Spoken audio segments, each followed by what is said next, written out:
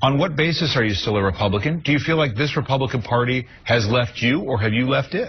I think the Republican Party right now is having an identity problem. And I'm still a Republican. I'm a Republican who grew up along with George Bush, 41. I grew up with Ronald Reagan, Cap Weinberger, Frank Carlucci, that Republican Party, the Republican Party of Dick Lugar and John Tower. But in recent years, there's been a significant shift to the right, and we have seen what that shift has produced to losing presidential campaigns.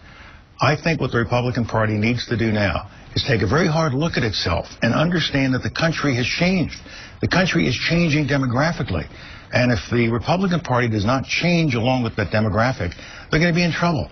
And so when we see that in one more generation, the minorities of America, African Americans, Hispanic Americans, and Asian Americans will be the majority of the country, you can't go around saying we don't want to have a solid immigration policy. We're going to dismiss the 47%.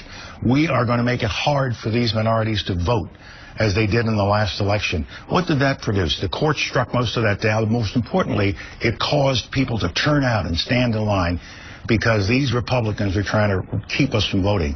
There's also a dark vein of intolerance in some parts of the party. What do I mean by that? What I mean by that is they still sort of look down on minorities. How can I evidence that? When I see a former governor say that the president is shucking and jiving, that's a racial era slave term. When I see another former governor after the president's first debate where he didn't do very well, says that the president was lazy. He didn't say he was slow, he was tired, he didn't do well. He said he was lazy. Now, it may not mean anything to most Americans, but to those of us who are African Americans, the second word is shiftless, and then there's a third word that goes along with it. Birther, the whole birther movement. Why do senior Republican leaders tolerate this kind of discussion within the party?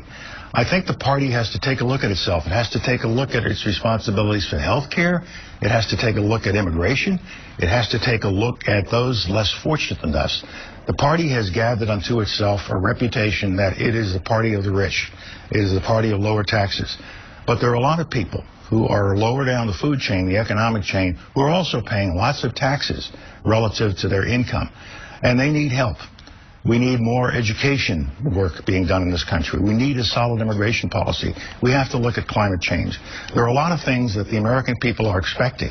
And the Republican Party, as they get ready for the next election, really has to focus on some of these issues and not ignore them. Everybody wants to talk about who's going to be the candidate.